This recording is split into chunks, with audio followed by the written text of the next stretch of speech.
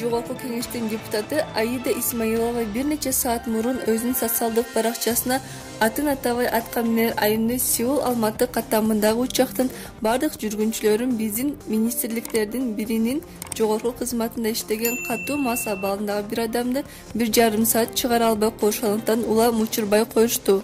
Жазгым келген эмес, бирок азыр бизге такыр учпай калышыбыз мүмкүн экендигин айтышты.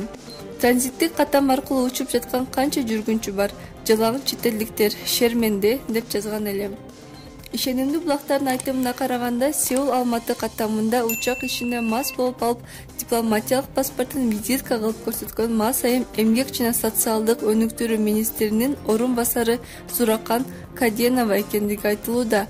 Азырынча бул аткан Минер айым мастыгы тууралуу өзүнүн бир жоон айтабы же күнөөсүн сезип жаңы келинди үлбүрөп барып өз арызын жазып кызматынан кетеби күтө туралы. Эске сала кетсек, кыргыз аткан минерлери бир нече жолу чет өлкөгө барганда атайын тартипти бузуп келишкендиги айтылып жүрөт.